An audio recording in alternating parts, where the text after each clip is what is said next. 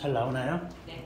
예. 네. 예. 아, 예. 안녕하세요. 예. 예. 혹시 이 유튜브를 보고 계실 분들은 왜 갑자기 제가 툭 튀어나오고 찬불가도 없이 이렇게 훅훅 지나가느냐고 생각을 하실 수도 있겠지만은, 예, 찬불가는 미리 해놓고 지금 바로 이제 그 녹화 버튼을 딱 눌렀기 때문에, 예, 그런 게 이제 찬불가가 이제 없다는 걸 좀 이제 염두해 주시고요. 안녕하세요. 제가 이제 오늘 이제 금일 목요일 날 이제 야간에 오후 6시부터 저 경주에 이제 동대 수업이 있어가지고 저 죄송하게도 이제 직접 이렇게 이렇게 말씀을 못 드리고 이렇게 유튜브로나마 이렇게 말씀을 드리게 되었습니다. 일단 그 점에 대해서 먼저 죄송하다는 그 참여 말씀을 먼저 드리고, 지난주는 제가 차에 좀 문제가 생겼어요. 이렇게 산을 내려가다가 또랑에 빠져가지고, 또랑에 빠졌으면 차라리 괜찮은데 제가 그걸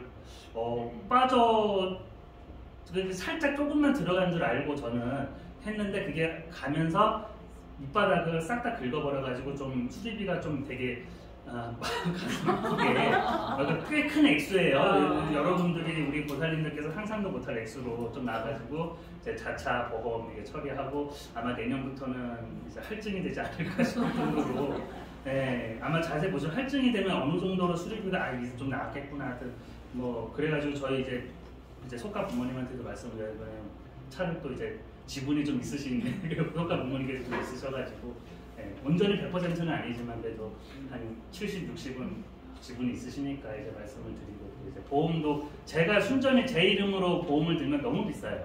네, 근데 저희 아버지 부친도 이제 한 3, 40년 무사고 또 하셔가지고 또 싸니까 했는데, 그것 사실 돈이 문제, 사실 그것 때문에 더 괜히 죄송하더라. 괜히 저희 아버지 그 커리어에 스크래치가 돼버리니까 그게 더 돈이야 제가 노가다 뛰면 되고 그냥 조금 덜 쓰면 되고, 돈은 사실 그런데 괜히, 그러니까 이것도 좋게 표현하면 표라고 할 수도 있고 더 나쁘게 표현하면은 그냥 부모님한테 혼나기 싫어서 그냥 이러는 걸 수도 있고 하여튼 그런데, 하여튼 그래서 제가 이제 그 동진달도 사고가 났어요. 이게 동진달 새벽에 이제 가지러 가다가 팍 긁어버려가지고, 이제 또 동지 기도도 약간 좀 원래 정시에 딱 9시면 9시, 10시면 10시 딱 정시해야 되는데, 사실 거의 끝나갈 때쯤에서 10시 50분쯤인가 그때쯤 들어가지고 이제 신도분들이 이제 불행인지 다행인지 모르겠지만 별로 안 오셔가지고 그래서 이제 양해를 구하고 이제 그게 많으면 그게 안 됐겠죠. 그래가지고 제어차서 됐는데, 아무튼 그렇습니다. 그래서 한 2, 3일 동안은 막 부글부글 끓더라고요. 막 몸이 진짜 지옥에 온 줄 알았어요. 근데 그래도 이미 지나간 일 어쩌겠습니까? 이미 벌어진 일은 벌어진 일이고, 다음부터 이런 일이 또 안 일어나게 하면 또 되니까, 그 다음부터는 이제 그냥 고속도로도 천천히 가게 되더라고요. 물론 밟은 건 아니었어요. 산길에서 밟을 수는 없으니까 밟은 건 아니었는데, 조금 더 이제 마음의 여유를 가지고 천천히 이제 가게 되니까, 오늘도 이제 여기 오는데 1시간 반 걸렸어요. 천천히 고속도로에도 불구하고 천천히 갔어요. 저는 남이야 가든지 말든지, 나는 그냥 규정 속도 그냥 8, 90 그냥 밟는다. 아마 뒤에서 오지게 욕했을 거야. 저거는 뭐하는 놈인데 고속도로에서 규정 속도를 지키나, 저렇게 준법정신에 철저한 사람이구나 하면서. 하여튼 그렇습니다. 네, 저 경주 가는데도 거의 1시간 반 정도 걸리고 천천히 가니까, 근데 그것도 나쁘진 않더라고요. 천천히 또 생각하면서 가니까. 네, 오늘 뭐를 할까 이런 고민도 하고. 그래서 원래는 이제 지난주에 이미 했어야 되지만은 아무튼 늦어져가지고 이제 익산의 미륵사지하고 왕궁리사지라는 아마 처음 들어보신 분도 계실 거고, 아마 들어보신 분들도 계실 거고, 하여튼 이 두 군데가 같은 익산이라는 지역에 있는 폐사지죠 지금은. 하여튼 이걸 같이 좀 묶어서 제가 오늘은 좀 말씀을 드리고자 해요. 그럼 이제 전체 화면으로 이렇게. 혹시 우리 보살님들은 익산의 미륵사지 하면 뭐가 떠오르세요? 미륵사 하면, 익산의 미륵사 하면은 우리 혹시 서동요 이야기 아세요? 백제 무왕이라는 사람이 옛날에는 이제 그러니까 마늘이죠. 마늘을 캐는 아이였는데, 이제 말을 캐는 아이였는데, 이제 신라로 가서 이제 신라의 진평왕의 셋째 딸이라고 하죠. 그러니까 상궁이사라면 이제 선화공주가 굉장히 얼마나 이쁜지는 모르겠는데 아무튼 이쁘다고 그래가지고 이상하게 나오나요 혹시? 아마 그 녹화 중이어서 아마 그럴 겁니다. 예. 하여튼 그래가지고 저기 그 뭐냐, 예, 그 선화공주하고 이제 결혼을 하고 싶어가지고 이제 이상한 헛소문을 퍼뜨리죠. 뭐 선화공주는 뭐 남몰래 뭐 소동을 뭐 어쩌고 저쩌고 한다고. 예, 그러니까 남고 어쩌고저쩌고 아니고 이렇게 말씀드리면 안 돼요. 이러면 제가 왠지 좀 사기꾼 같잖아요. 이게 없고 막 이게 밤마다 몰래 나간다. 약간 그런 이런 그 헛소문을 이렇게 퍼뜨리니까 이제 그 진표왕이 그 얘기를 듣고 너 나가라. 그러고 보면은 그 아버지도 진표왕이란 것도 참 애국해요. 그 소문을 출처를 찾아서 경을 칠 생각을 해야지. 그 자기 죄 없는 자기 딸을 왜? 그러니까 그때는 좀 그러던 시절인 것 같습니다. 아무튼 그래가지고 소동이 이제 그 쫓겨나온 선화공주를 이렇게 그 이제 데리고 내가 소동이요 하면서 그러면 선화공주도 참 이상해요. 자기를 그렇게 나락으로 떨어뜨린 남자를 또 같이 따라가요. 우리 보살님들 같으시면 그런 남자를 믿고 따라갔을 수 있을까요? 있을 수 있어요. 반하면 잘생기면은 그럴 수도 있겠다. 뭐 장동건이나 뭐 이렇게 잘생기고 좀 이렇게 금전적으로도 좀 윤택하고 이러면은 그래도 예, 그래도 사람이 뭐 더 잘 아시겠지만은 우리 이제 사람의 조건이라는 게 돈하고 얼굴이 다는 아니잖아요. 그렇죠. 네, 뭐 이제 마음 씀씀이라든가 이런 복을 많이 짓는. 하여튼 뭐 무슨 호동이 뭐 복이 많았나 봐요. 아무튼 그래서 하여튼 따라왔어요. 선화공주가 따라가서 이제 이제 미천이 없잖아요. 소동은 만을 캐는 사람이 뭔 돈이 있겠습니까? 그래서 선화공주가 그래도 이제 쫓겨나가기 전에 그 자기 어머니 이제 그 진표왕이 왕후 되시는 분이겠죠. 그분이 이제 조금 이제 뭐 금부치나 이런 걸 조금 이제 폐물을 조금 이제 줬는데 이거를 팔면은 우리가 그래도 뭐 부족하진 않게끔 살 수 있을 겁니다라고 이제 딱 하니까 소동이 허허허 웃으면서 내가 아는 곳에는 이런 게 산더미처럼 있어 하면서 그 아마 익산 이근처일 거예요. 하여튼 해가지고 그 금을 해가지고 이제 그 어떤 스님한테 부탁을 해가지고 백제 왕실로 이제 보내서 이제 뭐 나중에 무왕이 되셨다는 이런 상공유사의 믿을 수 없는 하지만은 상공유사의 이런 스님께서 기록을 하신 그런 설화가 있어요. 네, 그래서 이제 무왕이 되시고 이제 한참 뒤에 이제 익산에 이제 금마저라는 이제 옛날 이름이 금마저인데 일로 이제 행차를 무슨 연유로 행차를 하실지는 모르겠지만은 행차를 하시다가 어떤 연못에 딱 이제 가는데 이제 연못에서 미르 선도님이 갑자기 깜짝 쇼를 이렇게 보여주시려고 이제 미르 선도님이 연못에서 싹 올라오시면서 이제 하니까 이제 선화공주께서 이제 왕비가 되겠죠. 이제 결혼을 했으니까 이제 그 무왕한테 여기에다가 절을 짓고 싶습니다 하니까 그럼 좋다. 그래서 연못을 메우는데 그 공사가 힘들잖아요. 연못 메우는 게 초가 오줌 넣겠습니까? 그래서 그때 이제 금을 백제 왕실로 그 친통록으로 보내주신 그 스님을 이제 그 여쭤보고 여기다가 연못을 메울 수 있는 방법이 없겠냐 해서 하루 만에 연못을 메우시고 그러니까 옛날 이야기들 보면 참 믿을 수 없는 이야기들이 많아요. 네. 여튼 뭐 이제 메우시고 이제 절을 지었다는데 그 절이 바로 익산의 미륵사라는 절이라는 이렇게 상공유사의 기록에 짧게 길게는 안 되세요. 백제 쪽 관련 이야기들은 굉장히 많이 없어요. 그래서 이제 일본 쪽에 일본석이나 이런 쪽에서도 백제 관련된 내용들이 조금 부분적으로 있거든요. 그래서 주로 이제 그쪽 일본 쪽 기록들을 많이 좀 인용하는 편이에요. 특히 백제 관련돼서는 특히나. 네, 그래서 조금 안타까운 부분도 있어요. 왜냐하면 일본 애들은 또 자기들 나름의 그 입맛대로 조금씩 왜곡하는 그런 부분들이 있기 때문에. 그런데 여기선 지금 잘 안 보이시죠? 좀 약간 좀 어두컴컴해가지고 안 보이네요. 불을 좀 여기도 한번 꺼주실 수 있나요? 여기 끄니까 손이 너무 어두워요? 저까지도. 별 차이가 없구나. 그럼 켜주세요. 별 차이가 없네. 뭐 어쩔 수 없죠. 네. 이게 여기가 조금 이렇게 좀 좋으면 괜찮은데 뭐 어쩔 수 없죠. 일단 익산의 미륵사지가 굉장히 멀어요. 예, 제가 사실은 사실은 제가 좀 오시면 되겠는데. 그럴까? 네. 예. 예. 보이세요? 네. 다행이다. 예, 제가 그 작년 이맘때쯤에 이제 코로나가 그때 막 번지기 전이었던 걸로 제 기억을 해요. 예, 이제 그때는 그때 이제 제가 4학년 때니까 4학년 이제 진급을 할 때죠. 3학년에서 4학년으로 진급할 때인데 그러면은 작년이 아니라 재작년이겠구나. 재작년에 그러니까 하면서 이게 보통 우리 기본교육기관에 다니는 3인순님들 4학년은 조금 일정이 조금 좀 이게 여유가 있어요. 다른 1, 2, 3학년에 비하면은 이제 강원에서는 대교반이라고도 하는데 좀 그래가지고 여유가 있으니까 이때 마침 익산에 이제 국립박물관 익산 국립박물관에 이제 개장을 하면서 이제 특별 전시회를 하는데 사리자문고 특별 전시회를 하게 됐어요. 이때 그 당시 그때가 12월부터 한 2월 3월까지였나?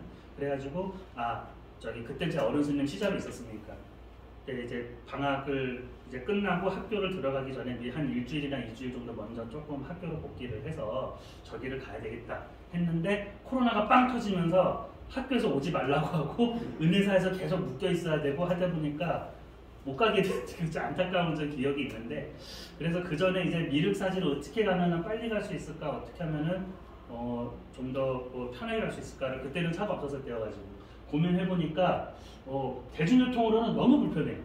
예, 여기서 특히 경주에서 대구나 이쪽에서 가려면은 여기 벌써 지도상으로도 봐도 되게 불편해 보이죠. 가로지르는 도로가 없어요. 북쪽으로 가거나 남쪽으로 가거나. 그래서 제가 한번 어제도 이제 경주 수업이 있었는데 한번 내비로 한번 저희 영천에서 한번 이 내비로 한번 찍어봤는데 익산으로 가려면은 어느 루트가 더 빠를까? 일로 가는 게 빠른가? 일로 가는 게 빠른가? 그러니까 내비에서는 이 밑으로 가는 거를 알려주더라고요. 이게 대구, 고령, 거창에서 그러니까 광주 대구 고속도로 여기 지나가지고 장수, 진안, 완주 거쳐서 익산. 왜 익산 박물관이냐면은 미륵사지 그 터 바로 옆에 박물관이 있어요. 그래서 저기 같은 곳이라 생각하시면 돼요. 약간 거리 차이는 있겠지만 거의 같은 곳이다 장소다 하시면 되고 하여튼 되게 불편하더라고요. 그래서 버스를 타도 불편하고 심지어 차를 해도 한 거의 서울 대구 가는 거리 정도 시간 그 정도 한 4시간 가까이 걸려요. 한 3시 40분, 3시간 40분 뭐 이러는데 그 정도면 사실상 4시간이죠. 밟지 않는 이상에는. 그러니까 굉장히 참 근데 이게 참 힘들어요. 그래서 이 문화재 공부한다는 게 참 어렵습니다. 이제 저희 교수님도 저희 경주에 사시는데 저기 태안하고 서산에 이제 그 백제의 미소라고 불리는 아름다운 마애불, 그러니까 우리 그 돌면에 이렇게 새긴 마애불, 그 마애불이라 그러는데 그 이제 그 두 점이 있어요. 이제 태안하고 서산에 그를 직접 갔다가 그것도 한 3-4시간 걸리셨을 거예요. 태안 쪽. 그러니까 그거 보고 이거 직접 이렇게 보고 뭔가 공부를 한다는 거에 있어서 나는 과연 얼마나 직접 현장에 가서 이렇게 물론 핑계를 대자는 한도 끝도 없지만 뭐 기도도 해야 되고 것도 해야 되고 하지만 그런 점에 있어서 좀 안타깝고 좀 한편으로는 나도 그런데 이게 해야 되겠구나 또 생각도 하게 되고 하여튼 굉장히 멀어요. 전경 사진이에요. 이쪽이 서쪽, 이쪽이 동쪽. 근데 생각해보면 동쪽 되게 멀쩡하죠. 일단 탑이. 멀쩡한 이유가 있습니다. 노태우 대통령 때 복원을 했어요. 1년인가 2년 만에. 그래가지고 졸속복원이라는 비판을 굉장히 많이 받았어요. 그러니까 욕을 바가지로 먹고 있는 탑이 사실 동탑이. 복원을, 그러니까 제가 그 전에 수업에서도 계속 말씀을 좀 드린 바가 있지만은 복원을 함부로 하면 안 되고, 그러니까 설계도가 있으면 상관이 없어요. 근데 우리가 설계도가 없고 단지 이 서탑의 일부분만 보고 동탑을 복원을 한 거거든요. 그래가지고 또 복원을 하면 돌을 이렇게 진짜 옛날처럼 이렇게 돌을 그 약간 거칠거칠한 그런 손으로 다 하셨잖아요 옛날에는. 근데 여기 기계로 싹 매끈하게 해버렸어요. 그러니까 탑 느낌이 안 살죠. 그냥 우리 그냥 흔한 절에 그냥 이런 탑들 그냥 최신 사찰들 그런데 그냥 불사 막 하신 그런 탑들, 인공적인 조형물 그런 느낌이 나지 정말 어떤 성불하는 그런 느낌은 거의 안 나요. 그래서 여기 쪽은 복원을 20년 이상 걸렸습니다. 일일이 그런 장인의 손길이 느껴지게끔 복원한 것도 있고 옛날 부재들을 거의 한 80% 이상을 썼었다 그러더라고요. 서탑 같은 경우는. 나중에 이제 복원된 모습을 또 제가 또 보여드릴 텐데 그리고 이 가운데는 목탑이 있던 자리. 그랬어요. 굉장히 터가 넓죠. 이렇게 보시니까 좀 작아 보일 수 어떻게 보면 또 작아 보일 수도 있는데 굉장히 큽니다. 그리고 뒤로 가면 이제 또 있고. 이거는 이제 평면으로 이렇게 이제 서쪽 석탑은 국보 11호로 이렇게 지금은 이제 그 문화재들이 그 번호가 다 이제 그 없어졌어요. 이제 그래서 그걸 어떻게 또 지칭을 하게 될지는 모르겠는데 아무튼 이제 국보로 되어 있고 석탑은 92년 복원이라고 되어 있죠. 이때가 아마 또 태국 대통령 김영삼 대통령이 93년에 취임을 하셨나 아마 제가 기억으로 그렇게 알고 있는데 이때 이렇게 복원을 예산 문제 때문에 이렇게 복원을 했던 얘기도 있고 또 돈이 문제입니다. 어디가 돈이 문제. 그러니까 이게 이제 가장 그 미륵사지가 가장 전성기 시절에 그 가람 배치도에 그러니까 통일신라 시대 때죠. 이때 가장 이제 통일신라 초기 그때 가장 전성기여가지고 이렇게 다 있고 이렇게 문도 있고 문 바깥으로 또 이제 나중에 거의 제가 맨 끝에 이제 영상을 보여드릴 텐데 그 연못 같은 것도 있고 그래서 굉장히 그리고 이제 백제에 제가 전에 말씀드렸지만은 전통적인 가람 배치가 탑이 있고 이게 탑이 이렇게 있고 그 다음에 이제 벽당이 이렇게 있고 이렇게 일자로라고 제가 말씀을 드렸잖아요. 근데 여기는 이렇게 이런 일자가 하나, 둘, 셋 이렇게 있어요. 그래서 어떤 분들은 이 미륵사지가 조금 특이한 형태라도 하시는데 또 어떤 분들은 특이한 형태는 아니고 그냥 이런 게 그냥 3개 있는 거다라고 하시는 그냥 이거 백제 전통적인 가람 배치도 맞다. 딱히 틀린 건 아니다. 그래서 그리고 이제 이 회랑이라는 거는 어떤 거를 생각하시면 되냐면은 우리 그 기둥만 있고 벽은 없고 지붕이 있고 그런 거를 회랑이라고 생각하시면 좀 그러니까 복도라고 생각하시면 쉬우실 거예요. 우리 비를 피할 수 있는 곳. 그렇게 우리 지금 가까이서 보실 수 있는 곳은 불국사가 아마 회랑이 있을 거예요. 그 정도. 그리고 아이고야. 서탑 사실 일본 애들 일제 강점기 때 그 일본 애들이 찍은 사진 일본 애들이 무너뜨린 게 아니고요. 하도 요즘 이런 거 보면은 이상한 뭐 설모씨라고 이상한 사람이 일본 애들 뭐 했다 그러는데 저도 일본 사람 별로 안 좋아해요. 사실 안 좋아하지만은 그래도 이게 진실하고 거짓은 명확하게 구분을 해야지 괜히 막 싸잡아서 욕하면 그거 안 되거든요. 이게 이 당시 이게 탑이 진짜 무너지기 일보 직전의 상태예요. 이 상태가. 서탑이. 이게 참 제가 전에도 이제 불국사도 석굴암도 이렇게 보여드렸지만은 이런 옛날 조선 총독부에서 이제 유리건판 사진이라 그래가지고 사진을 해놓은 거를 보면은 진짜 해도 너무했다라는 생각이 들 정도예요. 사실 뭐 조선 후기 때 많이 또 이제 뭐 중창도 하고 했다지만 근데 이런 부분을 보면 이게 과연 그냥 우리 불법에 영원한 건 없다 그러시잖아요. 그래서 그런 걸로 그냥 생각을 해야 되는 건지 아니면은 이거를 지키지 못한 그런 우리들의 그런 거를 생각을 해야 되는 건지 참 많은 생각이 들어요. 사실 이런 부분에 있어서는.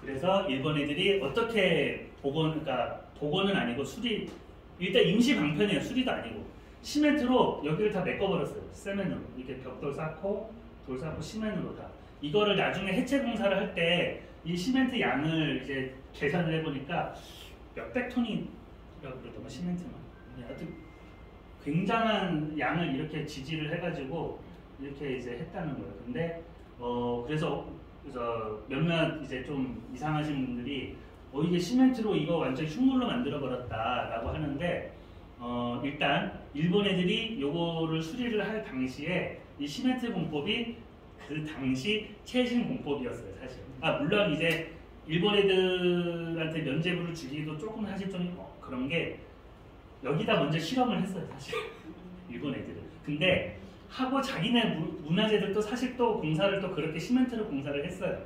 결국에는. 왜냐면은 좋으니까. 일본이가 좋잖아요. 일단은.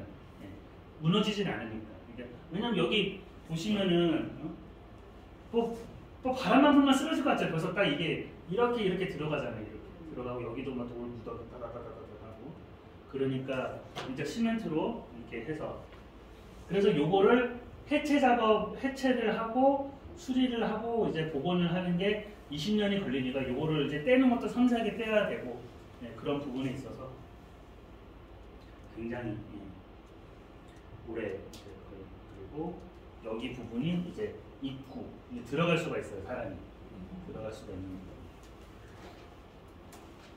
그래서 이제 살이 이제 수리를 하면서 사리를 이제 수습을 하게 됩니다. 그래서 여기가 이제 인부분들 이제 관계자분들과 이렇게 수리하는 데가 이렇게 막 있고 윗부분을 딱 걷어내니까 이제 바닥에 이제 여기 이제 사리가 있는 데가 있고 이렇게 여기 출입구 제가 아까 말씀드린 출입구가 있고 여기 이제 면이 있고 그래서 여기를 확대를 하면은 이렇게 되고 그다음에 여기 사리 전에 제가 사진 한번 보여드렸죠. 저는 사리 할 때 여기 이제 요거는 이제 라텍스 장갑을 항상 끼고 합니다. 이게 문화재 수습을 할 때는 항상 라텍스 장갑 같은 걸 끼고 보통 이제 연필로 작성을 해요.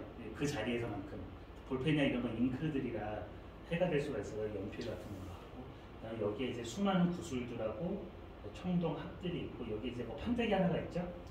이 판때기에 익산 미륵사지의 역사가 숨겨져 있습니다. 네, 역사가 아마 아시는 분들도 아실 거예요. 여기에 이제 과연 우리 선화공주님 이야기가 있을까요? 글쎄요. 여기가 이제 제가 그 밑바닥에 깔린 그 청동 합들이 이제 이렇게 되게 지금은 많이 좀 이제 녹이 좀 이렇게 해가지고 이렇지만 아마 그 당시 들어갔을 때가 아마 되게 매끈매끈했을 거예요. 반질반질하고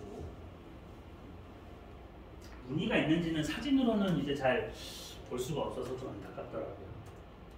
그래서 이제 이 사리함이 이제 요거는 진짜 사리. 여기에 들어있다. 여기 안에 또 유리병이 또 있었을 거예요. 분명히 제가 전에 말씀드린 이제 제일 먼저 이제 석항 돌로 된 거, 그 다음에 청동, 그 다음에 뭐 금, 뭐 유리 뭐 이런 식으로 이제 들어가는데 여기에 뚜껑이 있고 또 여기 또 가운데 열면은 또 하고 여기도 뚜껑이 있고 가운데 열면 또 안에 뭐가 있고 그래서 네, 최종적으로 유리병에는 아마 요 살이 있었을 텐데 그리고 이쪽에는 약간 좀 이제 훼손된 아마 뭐 부식이 됐겠죠. 이쪽 이런 부분들도. 그래서 이 보시면은 그러면 여기 안을 뭘로 채우냐? 뭐 모래나 이런 걸로 채운 게 아니고요. 유리구슬로 채워. 유리구슬로. 근데 여기 보시면 다 깨진 파편이잖아요, 그죠? 깨진 파편들이고 유리구슬로 이렇게 여기는 살이고. 유리구슬을 가득 채우는데 유리구슬 사진을 제가 넣나 기억이 안 나네. 여기가 이제 그 유리병 파편들, 유리병이 여기다가 이제 넣었을 텐데 그게 이제 깨져가지고 살이만 이렇게 수습이 되고 이런 유리구슬들 파편들도 같이 이렇게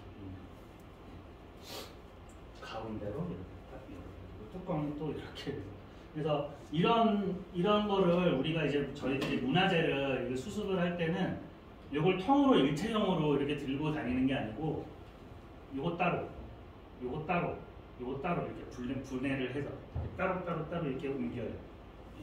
그래서 한꺼번에 하다가 이렇게 넘어지거나 쓰러지면 안 되니까. 그리고 이제 여기는 제가 아까 그 사리 그 밑에 있던 그 판때기 있잖아요. 글씨가 적혀있는 이제 사리 봉연기라고 하는데 여기 이제 정면주사 같은 것 같아요. 붉은 글씨로 이렇게 따다다다다 여기가 앞면에 해당하는 내용인데 여기를 이제 내용을 딱 이렇게 해석을 해보니까 이렇게 나옵니다. 가만히 생각하건대 부처님, 법왕이라고 하죠. 법의 왕이신 부처님께서 세상에 나오셔서 중생의 자질에 따라 감응하시고 중생의 바람에 희망에 맞추어 몸을 드러내심은 물속에 달이 비치는 것과 같다. 그래서 석가모니 부처님께서는 왕궁에서 태어나시고 사라상수 아래서 열반을 드시면서 팔국의 사리를 남겨 팔천대천세계를 이익되게 하셨다. 마침내 오색으로 빛나는 사리를 7번 요잡이라는 거 이제 우리 그 탓돌이 하는 거 아시죠? 이제 오른쪽으로 그래서 오른쪽 그걸 이제 우요삼잡이라고 3번 하면 우요삼잡이라고 하는데 이제 7번을 했대요. 7번을 하면 그 신통 변화는 불가사의할 것이다. 우리 백제 왕후께서는 여기서 나옵니다. 백제 왕후. 예, 선화공주가 아니시고 좌편 사택 적덕의 따님이래요. 그래서 이제 다 깨지죠. 우리 선화공주님 어떻게 되신 거예요? 하여튼 계속 읽어보면은 사택 적덕의 따님으로 지극히 오랜 세월에 선이, 그러니까 좋은 원인은 좋은 씨앗을 심으셔서 현재 금생에 뛰어난 과보를 받아 만백성을 어루만져 기르시고 불교의 동량이 되셨기에 능히 정제를 시사하여 사찰을 세우시고, 여기가 앞면, 그 다음에 뒷면. 뒷면은 좀 색이 빠졌나봐요. 이게 빨간색에다가 약간 좀 색이 빠진 것 같은데. 기해년 639년입니다. 이때 정월 29일에 사리를 받들어 맞이하였다.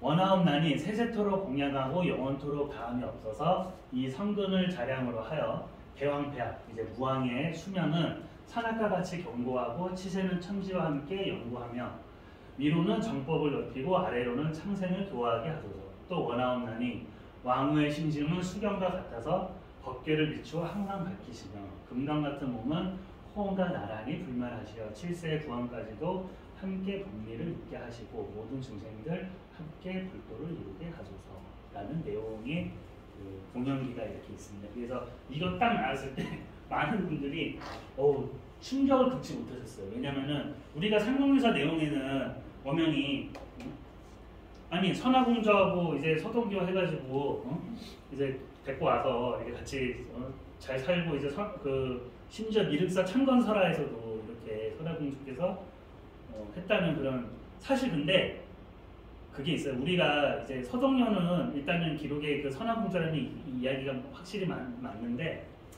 이제 그 미륵사 창건 그 상명유사 기록에 보면은 백제 왕비라 그저 무왕의 왕비라 그러지 선화공주라는 얘기는 없어요. 사실 제가 다 훑어봤는데 그러니까 이게 그 서동료의 그 이야기를 듣고 우리가 그냥 지레짐작으로 그 선화공주겠지 하고 그냥 생각을 하는 거예요. 지레짐작.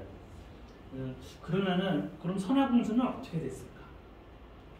그러면은 그럼 선화공주는 예를 들어서 조광지초고 이분은 후처, 세컨드? 표현이 좀 그렇네요. 세컨드라고 하면은. 네, 아무튼 죄송합니다. 근데 이 당시는 워낙 이제 일부 다처제 그런 사회이다 보니까 그래서 요즘 남자들이 힘을 못 쓰나 옛날 그 업보들 때문에 아무튼 간에 네 그렇습니다. 네. 그래가지고 과연 선화공주 이야기는 진짜인가 사실인가부터 이야기를 시작하셔가지고 이제 그런 여러 가지 이제 의견들이 분분하세요. 이제 연구하시는 분들마다. 그래서 어떤 분들은 이제 선화공주 이야기는 그냥 어떤 꾸며진 이야기고 이게 이 사태적덕의 그 따님 이분이 진짜 왕비가 맞다. 또 어떤 분은 그래도 우리 판타지를 깰 수는 없다라고 하시면서 이거는 그 서탑에 나온 사리 공연기거든요.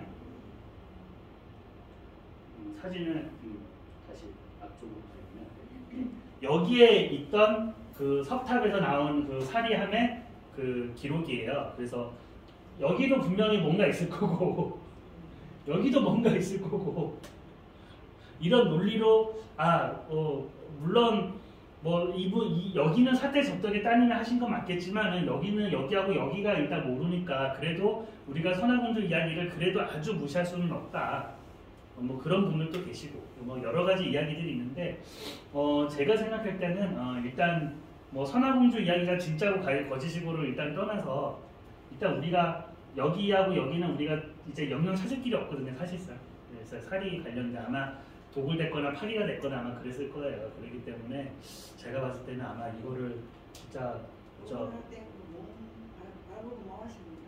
아예 없어요. 아예 없었어요. 예, 아예 없어요. 이쪽. 그러니까 상황이 어떻게 되냐면 여기는 제가 아까 그 무너지기 직전 그 상태였고 여기하고 여기는 아예 무너져가지고 흔적도 없었어요. 그러니까 그 주춧돌 같은 거 그 터만 있는 상태다. 그래서 사리함 이런 것도 없고. 그 나중에 제가 맨 끝에 이제 영상에서 어떤 영상을 보여드릴 거냐면 이제 익산의 미륵사지가 어떻게 변화되어 지금까지 어떻게 변화되어 그러니까 그거를 딱 영상을 제가 보는데 진짜 이런 말하면 뭐하지만 인생 참 부상하다라는 생각이 들 정도 제가 그런 생각이 좀 아마 우리 보살님들께서도 그 영상을 딱 보시면은 진짜 이게 영원한 게 없구나 이렇게 한순간에 확 이렇게 쓰러질 수가 있구나 하는 그런 생각이 아마 영상을 되게 잘 제작하셨어요. 이제 미륵사지 유물 전시관 지금은 이제 국립익산박물관이지만 그 당시 이제 미륵사지 유물 전시관이라는 이름으로 이렇게 있었는데 거기서 제작하신 영상인데 아무튼 그래요. 그래가지고 일단은 이제 현재 유물로서만 바라봤을 때는 이 미륵사지는 그 백제무왕의 왕비이신 사택적덕 좌평 사택적덕이라는 그 신하의 그거다 따님이 그 왕비다라는 그런 선화공주가 어떻게 됐는지 모르겠지만 근데 당시 그 백제와 신라가 되게 많이 싸웠어요. 예, 여기 보시면은 639년이잖아요. 불과 20년 뒤에 백제 망합니다. 660년에 정확하게 망하거든요. 백제가 부여에서 이제 그 의자왕이 항복함으로써. 그러니까 딱 이제 뭐 639년이니까 딱 이제 30년? 네, 20년, 21년 정확하게 얼마 안 돼요, 진짜. 예. 그리고 이때쯤이면 김유신 장군이 엄청 활약할 때로 제가 기억을 하거든요. 엄청 많이 싸우고 그러던 시절이라 아마 이때 그 과연 진평왕의 그 딸하고 이 백제 왕하고 왕자하고 결혼을 할 수 있었을까?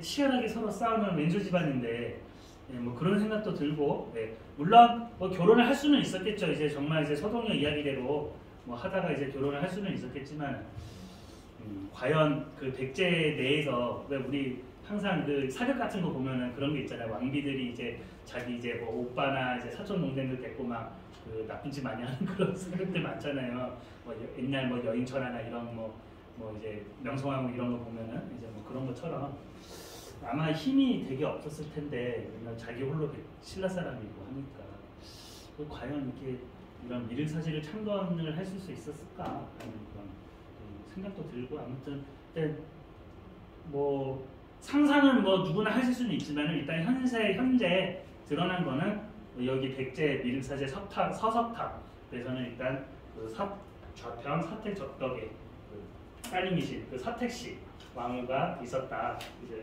이분에 의해서 만들어졌다. 그렇게 이해를 해두시면 될 것 같아요. 또 사람이 이야기는 또 아름다운 이야기로. 네. 그래서 제가 사실 서동요 그 드라마 옛날에 있었잖아요. 그거를 좀 이게 좀 늘려 부르다가 너무 길거나 너무 내용 없이 짧거나 그래가지고 그냥 패스를 해버렸습니다. 사실 듣고는 싶었는데 너무 좀 길게 하자니 이게 시간도 소중한데 너무 날리는 것 같고 예. 아무튼 그래가지고 예. 그리고 이 영상은 백제 그 미륵사지 사리장왕후 수습하던 그 영상입니다.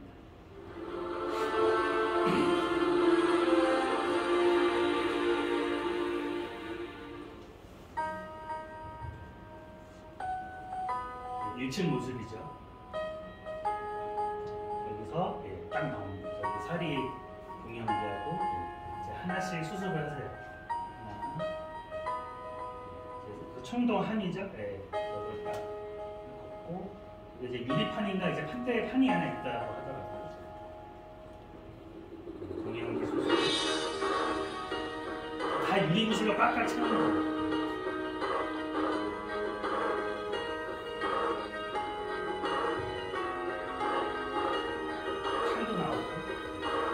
근데 유리구슬에다 구멍이 뚫렸잖아요. 사실은 목걸이죠. 유리구슬로 꿰어서 만든 목걸이인데 그 끈은 삭아서 다 없어져 버려요.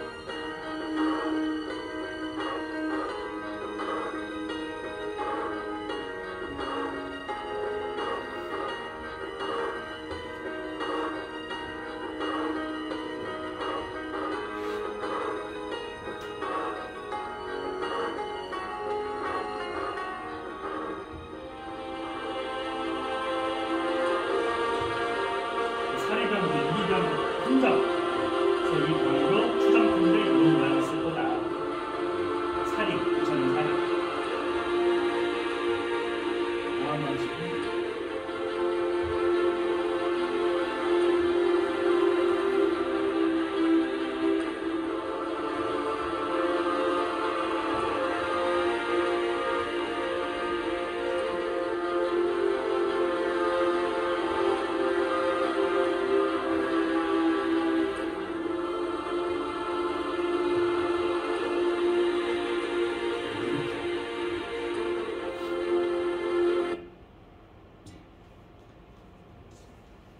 참 이 당시에 유리까지 제작할 정도 기술이면은 참 대단하셨던 것 같아요. 네, 이제 해서 이제 익산 그 미륵사지는 이제 이 정도로 뭐 끝에 이제 또 한 부분 또 이제 하겠지만은 여기는 이제 비슷한 익산의 이제 왕궁리라는 이제 그 사지가 있어요. 그래서 이름부터가 좀 특이하죠. 왕궁리입니다. 그래서 아마 역사 이런 데 관심이 좀 있으신 분들은 아마 익산이 백제 이제 무왕이 이제 수도를 이전하려고 이제 했던 약간 뭐 그런 움직임이 있었다라는 그런 그런 아마 이야기를 들어보신 분들 계실 거예요. 그래서 뭐 어떤 분들은 실제로 이제 수도 이전을 하려고 했는데 뭐 이제 당시 부여에 있는 그 귀족들이 반대를 했다. 아니면은 뭐 어떤 분들은 뭐 옛날 저 우리나라 저기 해명수도 이전한 것처럼 그래서 뭐 부여에 이제 하긴 하되 이제 신라를 공격하기 위한 전초기지 혹은 뭐 군사기지 아니면 뭐 이제 제2수도식으로 익산을 이렇게 했다. 뭐 이런 뭐 여러 가지 썰들이 많이 있어요. 근데 뭐 정확한 거는 이제 너무 백제 관련된 기록들도 없고 하다 보니까 단지 이제 지금 현재로서는 추론 이제 파악할 수 있는 게 익산이 그냥 뭐 허투루 생각으로 한 게 아니라 어떤 일종의 계획도시 약간 그런 느낌. 네, 그런 느낌. 저희들도 미륵사지도 굉장히 커요. 네, 지금 보시면은 거의 뭐 한문사보다도 아마 큰 규모일 것 같은데, 네, 굉장히 크게 해가지고 이제 군사기지로도 할 수 있는 그런. 네. 여기는 이제 왕궁리라는 그런 유적 그 폐사지인데 이제 여기 보시면은 가운데 뭐 하나 딸랑이 있죠. 네, 탑입니다. 네, 여기 탑이 하나 딱 있는데. 여기 되게 안 유명해서 사람들이 별로 안 온다고 하시더라고요. 네, 왕궁리 쪽은 이제 워낙 미륵사지가 유명하기도 하고 해서 이제 만약에 혹시 우리 보살님들께서 익산에 뭐 멀어서 가실 일이 있을지 모르겠지만은 혹시라도 가실 일이 있으시면은 미륵사지도 한번 가보시고 여기도 한번 가보시면은 굉장히 뜻깊은 장소가 되지 않을까 싶습니다. 왜냐면 제가 그 의미를 또 부여를 해드릴 것이기 때문에. 네. 보시면 탑이 이렇게 있어요. 이 탑을 보시고 어디서 많이 보던 탑 비슷하다라는 생각 안 드세요? 네. 제가 탑할 때 이런 비슷한 탑을 한번 보여드린 적이 있을 때 부여에 있던 예 그렇죠. 정림사 딱 기억해 주시죠. 사실 제가 정림사 탑도 같이 이렇게 좀 늘까 하다가 그래도 우리 보살님들 정도는 기억해 주시지 않으실까? 사실 내심 기대를 하고 있었는데 그래서 기억해 줘서 참 감사합니다. 그 백제 그 부여에 있던 정림사지 5층 석탑 그 탑하고 정말 흡사해요. 네, 흡사하고 그래서 이제 어떤 분들은 이게 백제식의 탑이다 혹은 이제 통일신라식의 탑이다. 또 어떤 분들은 이제 통일신라 망하고 이제 고려 막 초창기 때 있잖아요. 그 당시 탑이다라고 하는 여러 가지 썰들이 있었는데 이제 그 썰들이 거의 이제 정리가 된 계기가 뭐냐면은 이 탑이 이제 지금은 아마 정상일 텐데 그 전에는 약간 좀 기울어졌어요. 우리 그 이탈리아의 피사자 탑 아시죠? 이렇게 기울어진 거. 그래서 이것도 약간 기울어졌었대요. 한 몇 도 이렇게 좀 위험하게. 그래서 이걸 수리를 하는 과정에서 사리함이 딱 이제 열린 거예요. 사리함을 딱 이제 수습을 하면서 사리를 보니까 이제 그러면서 이제 어느 정도 이게 결론이 나는데. 그래서 여기 이제 일단 부여의 정림사지 5층 석탑이랑 이렇게 비슷한 게 옥기석이라고 하는 요 지붕돌이 이제 평평하게 올라와서 끝이 살짝 이렇게 올라가는 매끈한 곡선 이런 이제 목탑의 그런 느낌이 나는. 참 썰렁해요. 이 탑 하나만 남아가지고. 그래서 이게 이 사리 자문과 할 때도 한번 보여드린 적이 이제 있는 것 같은데 이런 사리함하고 유리병하고 요 사리함을 보고 요거는 이제 백제식이다. 근데 이제 또 이제 궁금해지는 게 무슨 거냐면은 정림사가 있고 저기 우리 익산의 미륵사가 있잖아요. 미륵사가 있고 또 여기 익산의 왕궁리사지가 이렇게 세 군데가 있는데 어느 곳이 먼저일까요? 하는 그런 또 어느 곳이 먼저이냐. 이제 그게 그게 뭐 그렇게 중요한가요? 라고 하실 수도 있어요. 사실 저도 처음에 그런 생각이었는데 이게 뭐가 문제냐면은 우리나라 최초의 그 석탑이 뭔가에 그게 걸려있어. 그 타이틀이. 그래서 어떤 분들은 부여 정림사가 먼저다라는 의견을 제시하시는 분도 있고 어떤 분들은 미륵사지 석탑이 먼저다라는 그런 의견이 있고 뭐 왕궁리까지도 이제 얽히려면 얽히는데 이제 보통은 이제 부여 정림사하고 익산의 미륵사지. 왜냐면은 곰곰이 생각해 보시면은 익산의 미륵사지 석탑은 딱 보시면 약간 그 목탑 느낌이 많이 나잖아요. 우리 지금 석탑 그 지금 복원이 되어 있는 이제 그런데 또 한편으로는 우리 부여의 정림사나 우리 왕궁리 사지 석탑들도 약간 목탑 느낌이 좀 되게 많이 나요. 물론 이제 너무 티나게 이렇게 나는 건 아니지만 이렇게 그 지붕에 이렇게 돌이 이렇게 살짝 올라와 있는 그런 그 고난이도 기술이나 이렇게 돌 이렇게 세워놓은 걸 보면은 약간 그 목조 건축물의 그런 느낌들이 많이 나는데, 하여튼 그래가지고 이런 여러 가지 이야기들도 있고. 그래서 이제 익산의 왕궁리 사지라는 게 이제 왜 이름이 왕궁리냐, 아니 이제 그런 부분도 이제 무왕이 여기다 왕궁을 지으려고 시도를 했는데 그게 안 돼가지고 뭐 절이 됐다 뭐 이런 이야기들도 있고. 그래서 이런 문양들, 요 문양을 잘 기억을 해주세요. 이렇게 생긴 문양들, 백제의 트레이드마크입니다. 백제의 이런, 그러니까 어떻게 보면 약간 불꽃 문양 같기도 하고 어떻게 보면은 약간 꽃 문양 같기도 하고. 네. 이런 또 여기에 이때 잎이 세 개가 이렇게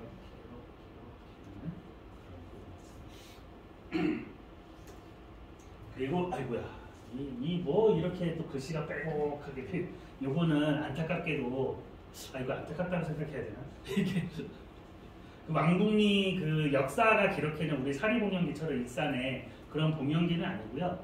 경전입니다. 금강경. 우리 금강반야 바람일다 신명이라고 하는 금강경을 이렇게 새기셔서 이렇게 어떻게 보면 최초의 우리나라 금강경이 되겠죠. 이렇게 부심이 참 대단하신 것 같아요. 옛날 분들이 보면. 그리고 이제 그 사리에서 출토된 이제 불상이 이제 어떤 분이신지는 잘 파악이 힘들고 그냥 우리가 이제 열애상이라고. 왜냐면 왜 열애상이냐면 일단 보살상에서 보이는 특징들이 없고 이제 그 열애상 특징들이 뭐 관이나 이런 게 안 쓰셨거든요. 그리고 이제 그 화려한 장신구들도 거의 없다시피 하시고. 단지 이제 근데 이 광배가 이거를 내 투각이라고 하는데 이게 다 뚫었잖아요. 되게 어려운 방식이에요. 이런 좀 특이한 방식으로 이렇게 불상도 조성을 하셨고, 굉장히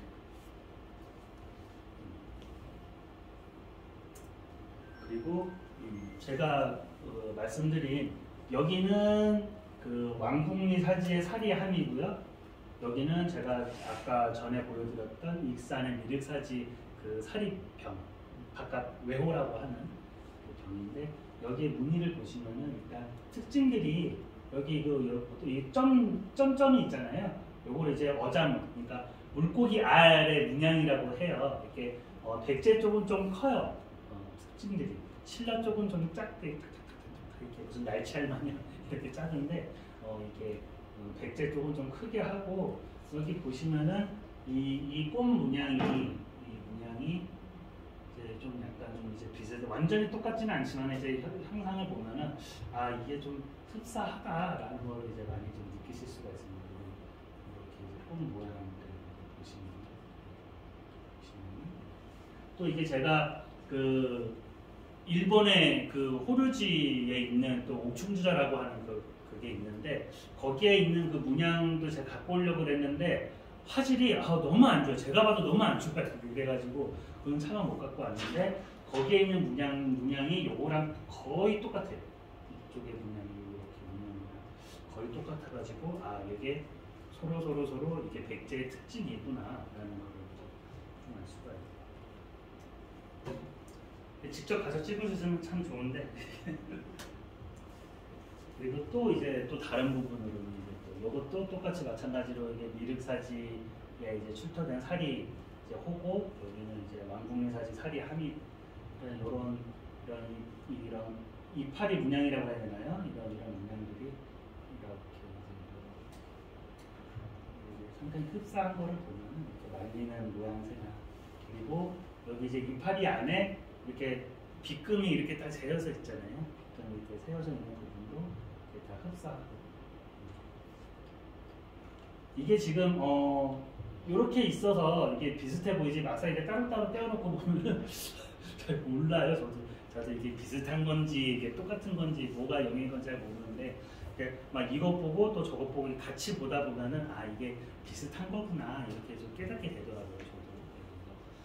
그래서 이제 어떤 거를 이렇게 딱 보실 때 물론 뭐 그냥 이렇게 훅 지나가셔도 사실 상관은 없는데 우리가 이제 그건 있어요. 부처님마다 조금씩 의미하는 바가 조금씩 틀리잖아요. 뭐 비로자나 부처님이 좀 의미가 조금 틀리고 뭐 아미타 부처님의 의미가 약간 다르고 또 이제 또 약사여러분의 의미가 또 약간 다르고 이제 그런 거에 있어서 왜 저렇게 조성이 되셨을까라고 한번 우리가 궁금을 한번 이렇게 품어보는 것도 나쁘지 않다고 생각을 해요. 그래서 꼭 저나 다른 스님들이 이렇게 이렇게 이야기를 하시는 것도 물론 나쁘진 않지만은 우리 불자분들께서 우리 보살님들께서 직접 한번 고민을 해보시고 왜 저분은 왜 저런 이렇게 손 모양을 하실까 아니면 뭐를 드실까 뭐 이제 지장보살님은 왜 석장을 드실까 뭐 이런 그런 여러 가지 고민들을 조금씩 이렇게 하시다 보면은 아마 더 이렇게 기도하시는 데 있어서도 더 이렇게 집중도 되시고 하실 거라는 생각이 들어요. 그리고 이제 제가 우리 수업을 너무 내가 말을 빨리 했나? 거의 끝부분인데 잠깐만 일단은 요거 영상을 틀어보고 제가 또 나머지 이야기들을 또 해볼게요. PPT는 끝나는데 나머지 이야기들을 해보겠습니다. 이게 제가 또 인생이 무상하다고 하는 그 영상입니다. 이륵사지 예.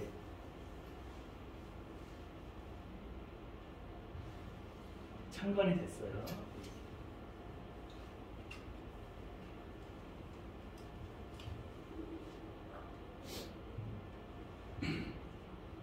백제식이 이제 창건이 되고 서쪽, 중군, 동쪽 그리고 이제 통일신라로 넘어갑니다. 뭐가 확장이 되죠? 이렇게 연못도 생겨요. 최고 전성 익산 이륵사지에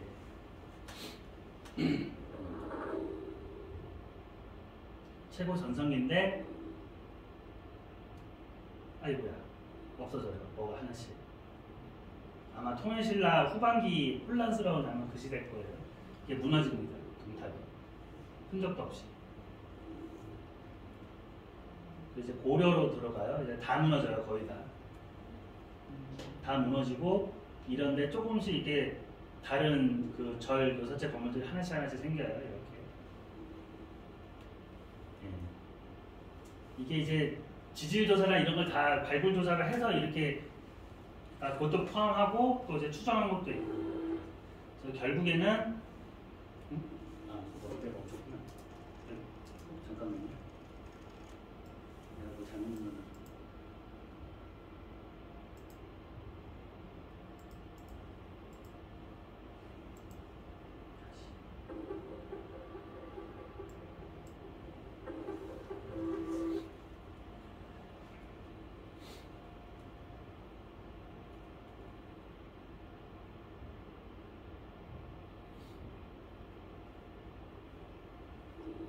가운데 목탑, 서석탑, 동석탑.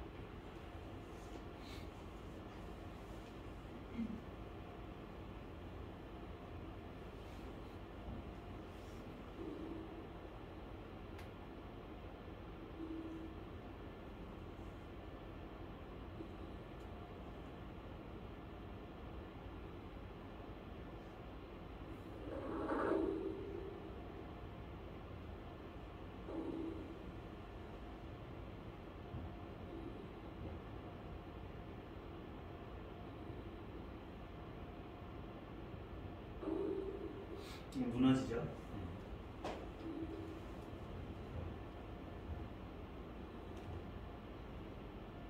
이제 목탑지도 완전히 폐허가 됩니다. 사실상 이제 서석탑 쪽만 이제 가람이 남게 돼요.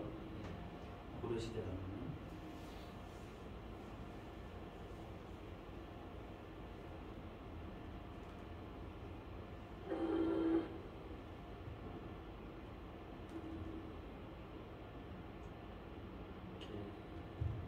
고려 후기로 가면은 이게 연못이 그러니까 물줄기가 여기까지 들어와요. 이제 목탑지까지. 아마 여기 과정에서 쓸려 내려온 것도 꽤 될 겁니다. 뭐 살이나 이런 여러 흔적들.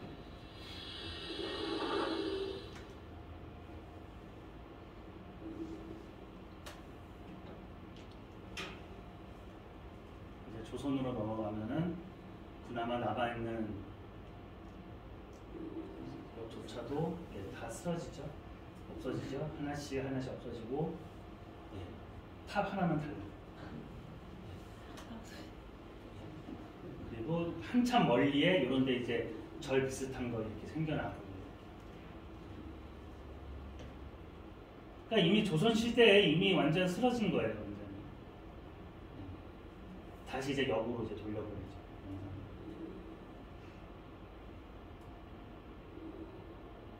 마치 이때를 그리워하듯이 영상.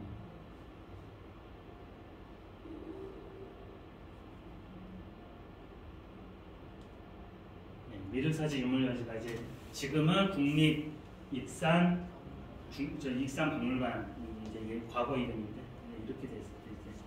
이렇게 이제 미륵사지하고 이제 왕궁리를 이제 봤는데 내가 이제 오늘 좀 실수를 했네. 이렇게 빨리 말을 빨리 했나. 오랜만에 2주 만에 와서 그런지 원래 되게 많이 만들어놨는데 그렇네. 아무튼 뭐 이렇게 미륵사지하고 왕궁리를 이렇게 제가 말씀을 드렸는데 이 절들이 옛날에는 사실 그게 있어서 이제 국가 프로젝트를 사실상 이제 신라의 이제 경주의 황룡사나 뭐 이런 절들도 마찬가지지만 국가 프로젝트였는데 문제는 이렇게 그 나라가 이렇게 백제가 망했잖아요. 망했음에도 불구하고 익산 미륵사가 어떻게 보면 통일신라 때 오히려 더 이렇게 번성을 하고 그러다가 이제 통일신라 때 후반기로 가면 이제 하나씩 이렇게 쓰러지고 제일 먼저 이제 동탑부터 없어지고 그다음에 이제 목탑지 이제 없어지고 그러면서 이제 조선시대 이제 고려 후기로 가면 이제 뭐 서탑도 사실상 이제 뭐 쓰러지는 이제 그런 이제 아마 신라 쪽에 많은 뭐 황룡사도 그렇고 아마 많은 절들이 그런 과정들을 많이 이제 겪었을 텐데 그게 이제 참 그래요. 이제 부처님 말씀에 영원한 건 없다고 우리가 이제 살면서 그렇잖아요. 이제 죽음이 무섭다라는 그런 말들 많이 쓰시잖아요. 사실 다들 그렇거든요. 다들 그런데 이제 이런 영상들을 보다 보면 이제 그리고 우리가 불교를 잘 공부를 하다 보면은 죽음에 대해서 그렇게 무서워할 필요는 어떤 뭐 이별이나 이런 것에 대해서 그럴 필요는 없는 것 같아요. 물론 저도 말은 이렇게 하지만 막상 저도 주위에 뭐 어떤 뭐 부모님이나 뭐 아니면 주위에 친한 지인들이 돌아가시면 또 흔들리고 그런 것도 있겠지만은 아무튼 그래요. 왜냐면 우리가 비록 이제 익산 미륵사지라는 절은 지금 사실상 없어요. 사실상 폐사지니까 사실상 없고 석탑만 우리가 이제 복원을 해서 남겨둔 건데 그렇다고 해서 부처님 어디 가신 건 아니잖아요. 그렇죠. 우리 불보살님 어디 가신 건 아니고 또 우리 보살님들 마음속에 있는 불신이 또 어디 간 건 아니고 그런 거니까 간혹 가다가 이렇게 이제 그 보살님들 중에서 이제 어떤 한 특정 절이나 이런데 한 10년, 20년, 30년 이렇게 다니시다 보면은 애착이 가세요. 그거 당연한 거예요, 사실. 그거를 제가 뭐 나쁘게 볼 생각은 없는데 애착이 가는 거 맞는데 근데 그거를 가지고 너무 이렇게 이렇게 몰입을 하시다 보면은 우리 그 부처님 가르침에 위배가 되는 그것도 어떻게 보면은 탐이 되고 또 이게 내 맘대로 컨트롤이 안 되면은 또 화가 나고 그러다 보면은 나도 모르게 어리석은 행동이 그러니까 뭐 소위 말하는 뭐 신도들 간의 뭐 불화라든가 아니면 스님들하고의 불화라든가 이런 게 또 생기거든요. 스님하고 불화되는 건 차라리 괜찮아요. 차라리 괜찮은데 불자분들하고 이제 서로 불화가 생기면은 이렇게 내 말고 다른 분들은 이렇게 뭐 정말 불신이 있으셔서 만약에 가셨는데 나로 인해서 예를 들어서 이분이 절에 오실 걸 안 가시고 다른 뭐 하시 쪽으로 가신다거나 극단적으로 그렇게 되면은 이분의 그 좋은 인연을 내가 끊어버리는 거잖아요. 그거만큼 큰 악업이 있겠습니다. 그런 만큼 큰 악업이 없기 때문에 간혹가다 저도 이제 기계하면서 이제 저도 이제 있으면서 이제 느낀 건데 몇몇 분들이 이제 나는 그래도 이 절에 20년, 30년 다녔는데 그래서 나 다른 신도분들을 약간 좀 이렇게 뭐 나만큼 신심이 있어? 막 그러고 막 약간 이런 식으로 하시는 분들이 있어요. 간혹가다 계세요. 그런데 저는 이제 그런 분들 이제 뵐 때마다 이제 그렇게 얘기를 말씀을 또 하시지 않고 그냥 우리 다 그냥 같은 그거지 부자지. 아예 부처님께서 이제 스님들 이렇게 출가자 이제 제자들 받아들이실 때 우파리 존자 혹시 이야기 아세요? 예, 그분 먼저 받아들이고 이발사 그러니까 노비이신 분이세요. 근데 그분 먼저 받아들이고 나머지 그 왕자들 이렇게 받아들이셨죠. 그거는 이제 뭐냐면은 다들 이제 평등하다라는 그런 취지로 받아 하신 건데 문제는 간혹가다 몇몇 스님들께서 또 스님들 이야기 나오네. 몇몇 스님께서 내가 먼저 출가했는데 너는 내 말 들어. 약간 이런 식으로 하시는 분들도 계세요. 그것도 잘못된 일이다 사실은.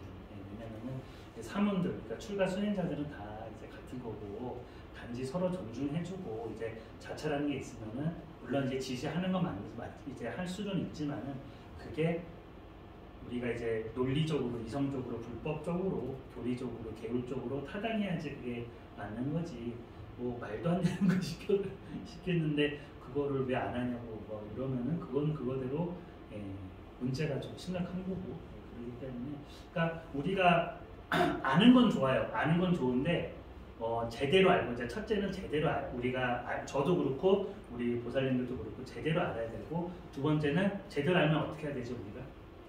실행은 말도 잘 해야 되고 실행도 잘 해야 되고 그래서 저도 오늘 부끄럽네요. 2주라는 그런 긴 시간이 있는데 나는 분명 1시간 반이면은 이 PPT 영상이 충분히 다 될 거라고 생각했는데 계산을 해보니까 1시간 정도 해놓고 딱 끝나니까 순간 당황스럽고 그래가지고 좀 반성도 하게 되고 그렇다고 수업을 끝낼 수는 없어요. 왜냐면은 우리 보살님들도 소중한 시간을 주셨으니까 저도 거기에 맞는 기대 부응을 해야 되고 그래서 뭘로 때워야 될까 지금 되게 고민이 되는데 그래서 지금 자꾸 말을 좀 이렇게 좀 늘리는 거예요. 좀 이해를 해주세요. 죄송하지만 그래서 제가 좀 빨리 마칠까? 그러면 또 이제 유튜브 보시는 우리 보살님들 죄송합니다. 빨리 끝내면 안 되니까 우리가 이제 유튜브가 없으면은 우리 이제 빨리 좀 그렇게 끝나고 하는 유튜브가 있으니까 빨리 끝낼 수는 없고 제가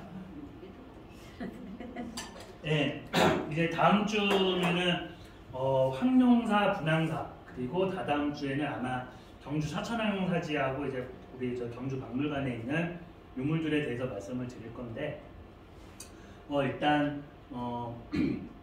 이 미륵사지 석탑이 중요한 미륵사지 목탑이죠. 정확하게는 목탑이 이제 중요한 이유 중에 하나가 뭐냐면은 이제 우리 황룡사 건축에 관한 그 상록유사 기록을 보면은 백제 장인 아비지와 그 외 200여 명을 초빙을 해서 황룡사 목탑을 지었다라는 이야기가 나요. 아마 제 강의를 열심히 들으신 분들은 아마 기회 보시바퀴도 아마 그 얘기를 아마 아실 것 같은데 제가 여러 번 말씀드렸기 때문에 그래서 그런 이야기가 있기 때문에 이 미륵사지 석탑 자꾸 석탑이라 미륵사지 목탑하고 이 황룡사 우리 구축 목탑하고 또 이제 그 백제의 영향을 많이 받은 저 일본의 목탑들 이런 여러 가지들이 다 이렇게 연결이 또 되기 때문에 그래서 이 미륵사지 관해서는 여러 가지 미륵사지 목탑도 복원에 관한 여러 가지 이야기들이 있어요. 이야기가 있는데 제가 오늘 강의 첫 번째에도 말씀을 드렸지만 복원은 함부로 하는 게 아니다. 진짜로 우리 저기 경주에 이제 황룡사지를 혹시 가보신 분 계신가요? 우리 보살님들 중에서 경주 황룡사지 한 번 안 가보셨어요? 가보셨어요? 아니 손을 한번 드세요. 가보셨어요? 더 부끄러우시네. 거기 가시면은 거기 그 황룡사 이제 유물전시가 아니라 하여튼 그 소개하는 무슨 건물 같은 게 있어요. 약간 외진 구석에 그래서 그 경주시에서 처음에 그거를 지을 때는 이제 가건물로 짓는다. 왜냐면은 그 황룡사지를 다 발굴을 한 게 아니에요. 발굴 조사를 다 끝낸 게 아니고 현재 진행형으로 지금도 발굴을 계속 하고 계시고 해서 거기에 유물이 나올지 모른다. 심지어 황룡사지에 거기 주차장 있잖아요. 거기도 유물이 나올지 몰라요. 사실 제대로 조사를 못했다고 제가 들었는데, 그래서 가건물로 하고 이렇게 하기로 약속을 했는데 이 경주시에서 튼튼하게 건물을 지어버리고 세면으로 주차장도 아스팔트로 싹 깔아버리고. 그래서 이런 우리나라의 그 문화재 행정에 관해서만큼은 참 안타까워요. 안타깝고 이제 저 불국사에서 뭐 하셨는지 죄송합니다. 불국사에서 뭐 하셨는지 그런 거 막 얘기해 하셨어야지. 네, 근데 이제 그런 거 보면 근데 그런 것 같아요. 이번에 저기 김포에 그 조선 그 왕릉들 있는 곳에 뭐 아파트 지어가지고 그거 뭐 부시네 마네 막 그런 얘기들 하잖아요. 그리고 또 한 작년이었나 재작년에는 그 강원도 춘천에 그 선사 유적들이 있는데 거기에 무슨 중국 차이나타운을 뭐 만든다고 강원도 도지사가 그 아저씨가 그러셔가지고 진짜 이게 이 역사에 관한 뭐 맨날 뭐 일본 애들이 역사 왜곡하면은 막 뭐 시위하고 그러는데 제가 봤을 때는 일본 애들 탓할 게 아닌 것 같아요. 사실 우리나라에서부터 먼저. 그래서 저는 좀 이렇게 정치적으로 반일 이렇게 외치시는 분들은 좀 의심을 합니다. 무슨 꿍꿍이가 있어가지고 저런 소리를 하나 저는 솔직히 좀 그래요. 이렇게 제가 뭐 나빠서라기보다는 그러니까 우리 보살님들 요즘 막 이 뉴스 보시면 되게 혼란스러우시잖아요. 뭐가 맞는 말인지 뭐가 틀린 말인지 어디서는 이런 소리를 하고 저기서는 저런 얘기를 하고. 근데 곰곰이 한번 생각을 해보시고 정리가 만약에 안 되신다 하시면은 하나씩 리스트를 한번 작성을 해보세요. 이 사람이 하는 이야기를 한번 리스트를 작성을 해보시고 저 사람이 하는 이야기를 리스트를 한번 작성을 해보세요. 그러면은 뭔가 통하는 연결고리가 있습니다. 그 사람이 추구하는 목적이 무언가가 있어요. 그 목적이 무언지는 모르죠.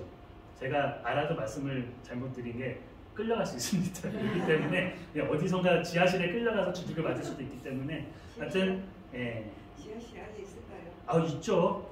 있죠. 저는 있다고 생각을 해요. 왜냐면은 지금 유튜브에 뭐 조금 뭐 마음에 안 우리나라가 최고 1위래요. 검열, 삭제 이렇게 그 요청 건수가 우리나라 유튜브가 세계에서 제일 많대요. 뭐 중국도 무시 못한다 그러던데 하여튼 그 정도로 많아가지고 지금 언론 통제가 뭐 누구의 언론 통제는지 거기까지는 이 말씀을 못 드리겠지만은 완전 심해요. 그렇기 때문에 우리 정말 이렇게 어떤 또 3월달에 또 투표도 있고 선거도 있고 하지만 뭐 그걸 떠나서 우리가 살아감에 있어서 수많은 거짓과 사기와 이런 그런 게 있잖아요. 사기 당할 우려도 있고.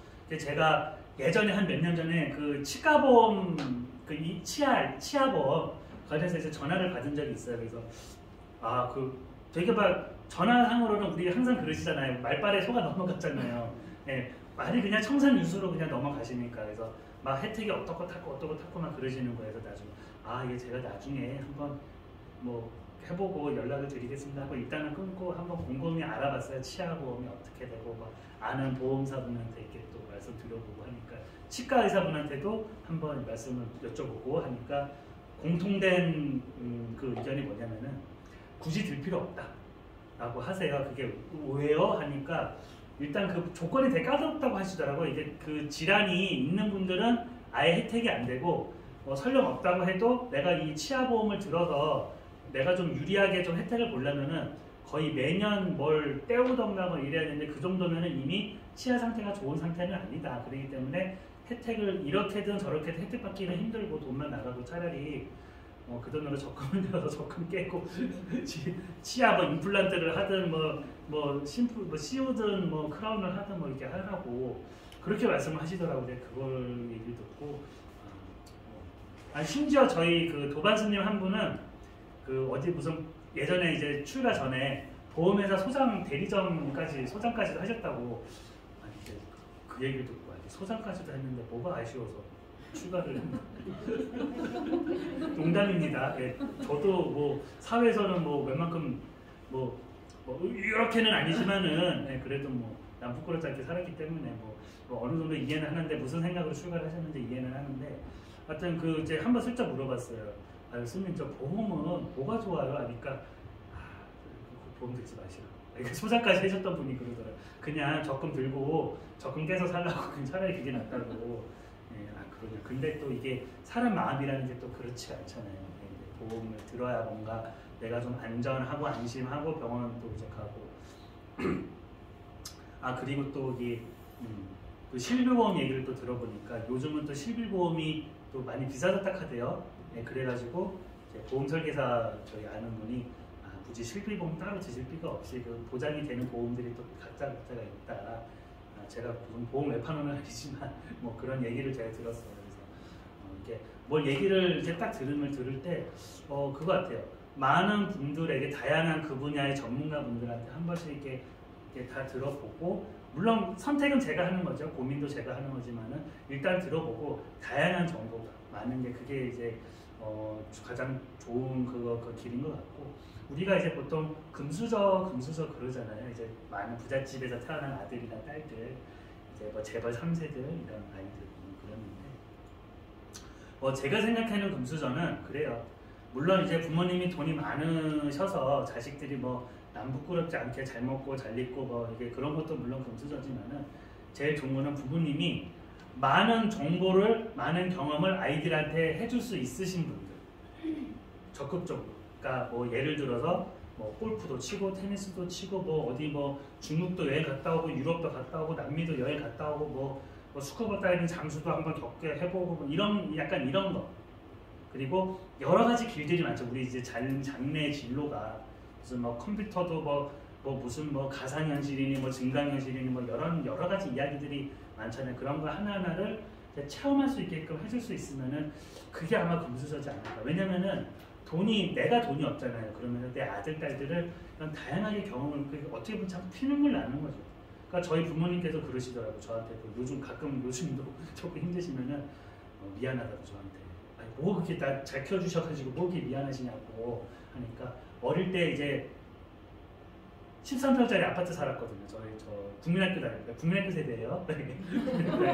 네, 13평짜리 살다가 이제 다행히 이제 부모님께서 이제 부지런히 이제 돈을 버셔가지고 이제 그 당시 이제 안양의 평촌 신도시라는 그 노태우대통령 때 이제 4대 신도 세셨잖아요. 뭐 일산, 분당, 뭐 중동, 뭐 저기 일산, 뭐 저기 삼본, 평촌 이렇게 해가지고 평촌에 다행히 이제 돼가지고 거기서면서 이제 조금 이제 사정이 좀 많이 나아지긴 했는데 그때 이제 워낙 이제 맞벌이시다 보니까 이제 어릴 때 이제 제가 잘 먹던 게 이제 그거예요. 그냥 참치캔 뜯어가지고 그 기름 딱 빼서 그거랑 밥에다가 고추장이랑 상추 이렇게 썰어가지고 그냥 비벼서 그거 제가 혼자서 있으면 밥은 해주시니 밥을 해놓고 이제 해놓으시니까 어머니께서 아니면은 정 없었는데 제가 직접 밥 이렇게 한 요 정도인가 물 이렇게 하면은 딱 그럼 밥이 잘 돼요.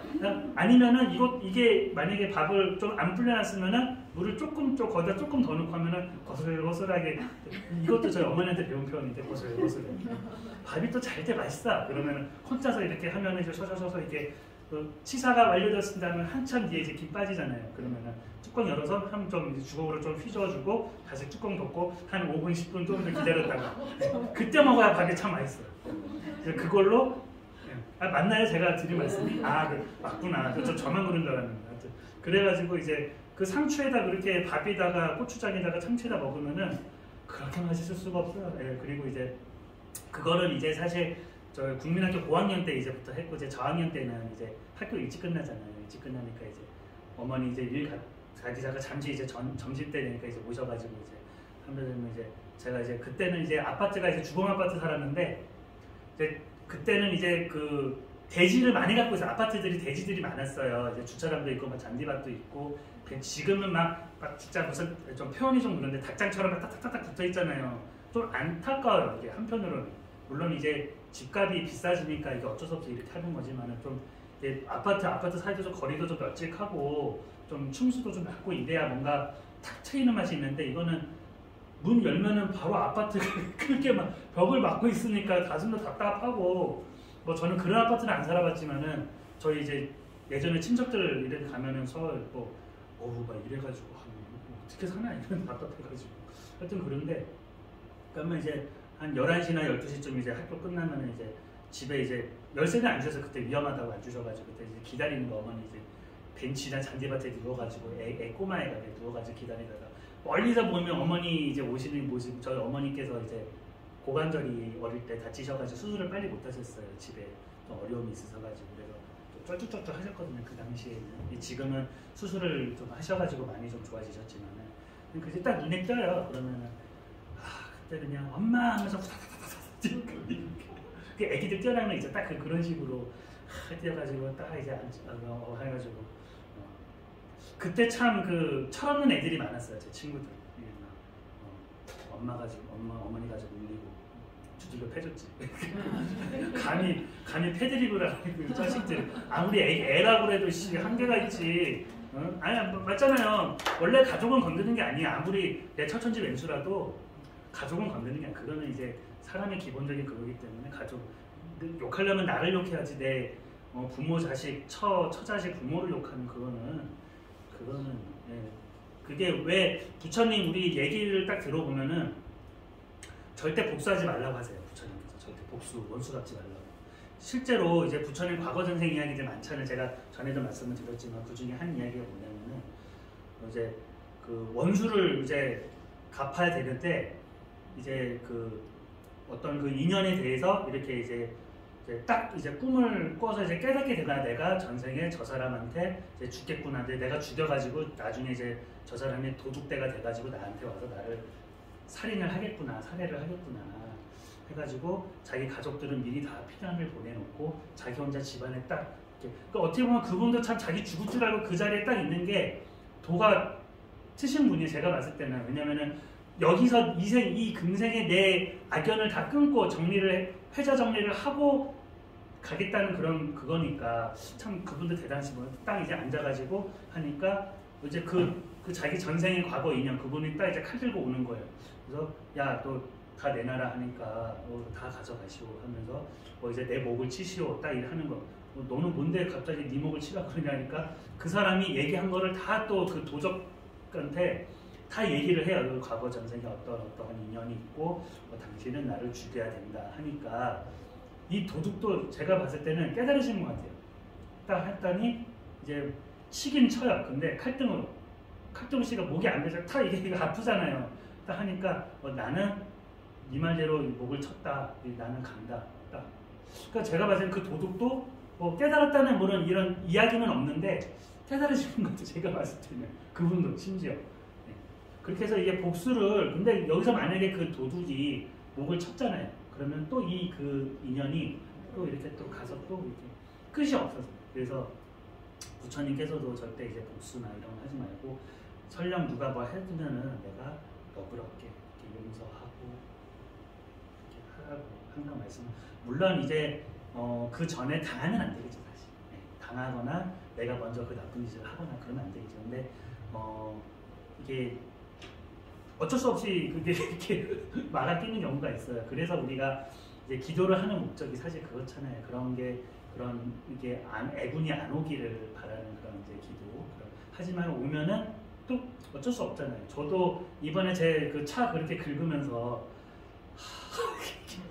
많은 그런 생각을 하고 진짜 진짜 한 3, 4개월을 진짜 뼈 빠지게 진짜 이렇게 살아야 되겠구나 이제 그 생각을 했는데. 근데 뭐 어쩌겠습니까? 일단 벌어진 일이고 돈은 나갔고 차는 그렇게 됐고 또 이로 인해서 내가 또 수요일날 우리 보살님들과 약속을 또 이제 못 지키게 됐고 제가 그렇게 돼가지고 일단 뭐 지난 건 지난 일이고 내 지금 당장 현실에 이제 충실하고 내 현실에 있어서 최선을 다하고 진실로 이렇게 이제 살아야지 과거에 너무 몰입해도 안 되고 또 미래에 너무 막 이렇게 장밋빛 혹은 너무 비관적인 미래를 또 꿈꿔서도 안 돼요. 현재 오늘 그때 잘 살면은 이렇게 결국에는 이렇게 행복으로 가는 그런 또 내 선업을 계속 닦아 나가면은 그게 결국에는 또 좋은 과보 이렇게 들어오지 않을까 하는 생각이 듭니다. 예. 그래서 오늘 이렇게 제가 미륵사지하고 왕궁의 사지를 하고 또 시간이 조금 그래서 제가 평소에 좀 드리고 싶었던 그런 여러 가지 말씀을 또 드렸는데 제가 참 사실 첫 수업 때 제가 여쭤봤어야 되는 건데 못 물어봤네요. 동지는 어떻게 잘 보내셨나요? 사실 이거를 제일 처음에 딱 이제 우리 뵙자마자 말씀을 드렸어야 되는데 이게 참. 1200g. 아 불광사에서요? 네. 아 그러시구나. 그러면은 많이 하셨네. 저희는 저희도 한 그 정도는 아니고 조금 했어요. 그냥 조금 하고. 9시 돼가지고 700g 해가지고 보냈거든. 어디 또 봉사 이렇게. 아니 여기 오시는 분들. 오시는 분들 많이 오셨어요? 아니 기도하러 많이 하시는데. 지나가시는 그러시구나. 그러고 보니까 저희 그 학장 스님 오셨다고. 네. 오랜만에 또 불광사에 왕님 하셔가지고.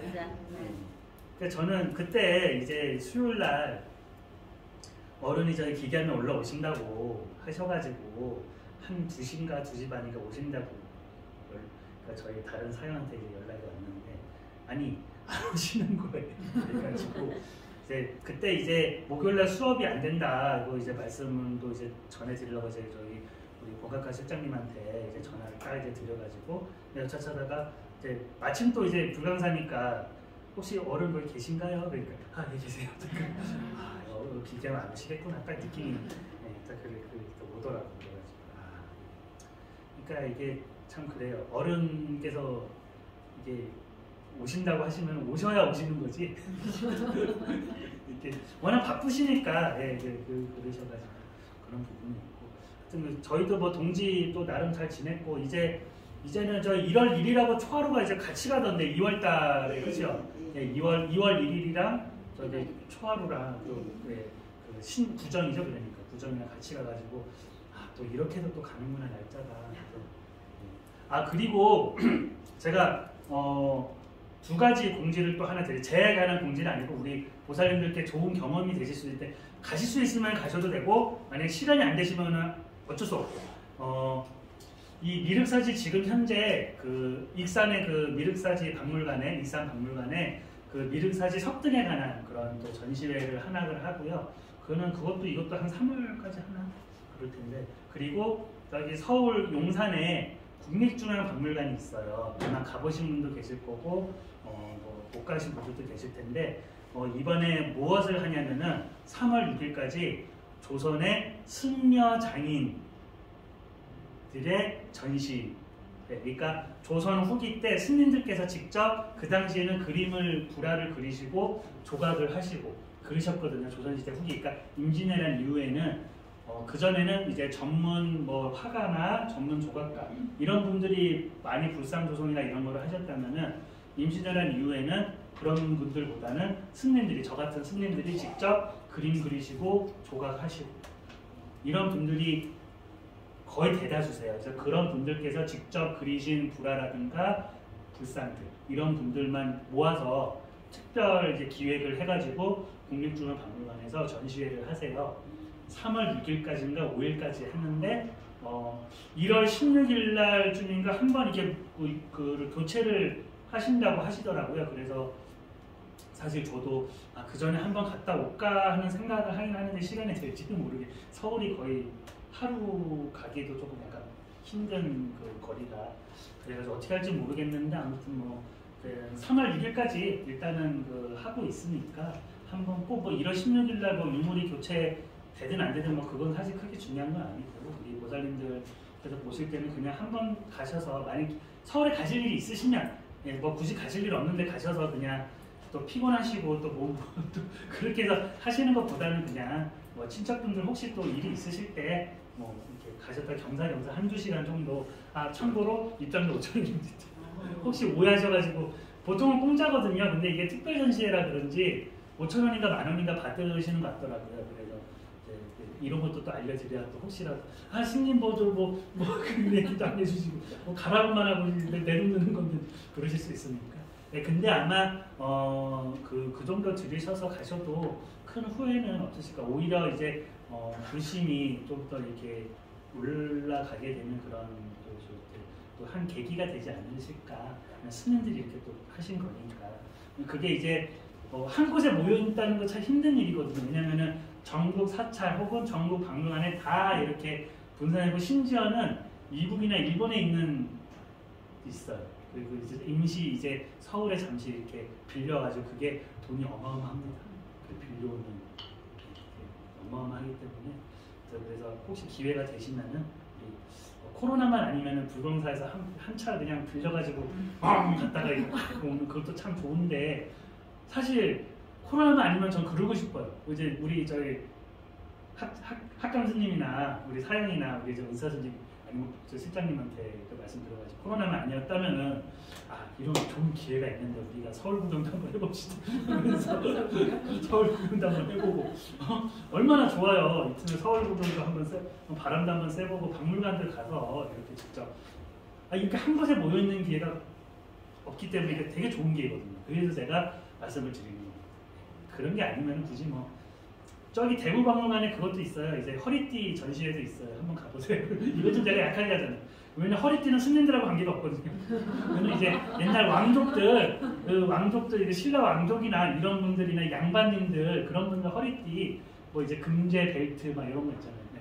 그런 거 이제 대구 박물관에 지금 전시회 그거는 돈을 받는지 모르겠습니다만은 하여튼 그걸 하고 있으니까 혹시 관심이 있으시면은 한 번쯤 이런 그런 문화생활도 한 번쯤 해보시면은 마음의 여유를 조금 우리가 이제 예전에는 우리 보살님들 이제 저희 부모님 그 마찬가지였지만 이렇게 정말 당장 먹을 게 없고 막 그러니까 이제 당장 이제 오늘 이렇게 살기 참 바쁘셨잖아요. 근데 지금은 그래도 조금 여유가 있으시잖아요. 그러면은 조금 이렇게 좀 박물관도 이렇게 좀 가보시고 조금 뭐 꼭 이게 뭐 설명서를 뭐 자세히 읽고만 이걸 이게 하신다고 이런 것도 있었구나 그냥 가볍게 이렇게 하시다 보면 그게 몇 번 하시다 보면은 호기심이 생기시고 뭔가 좀 궁금한 게 생기시고 이래요.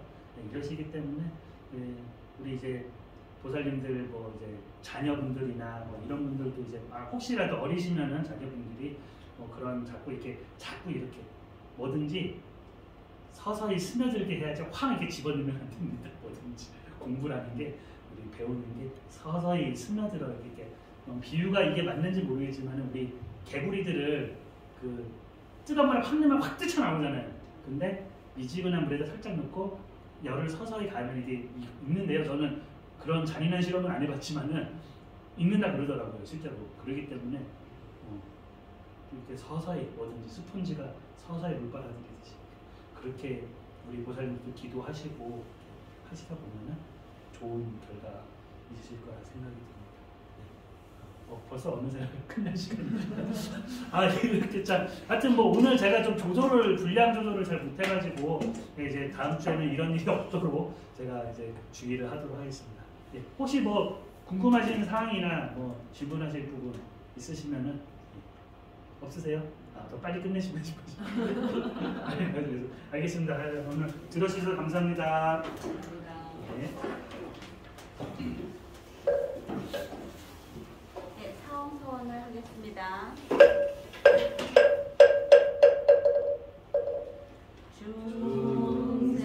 중생을 다 언지오리다 언내를 다 끊으오리다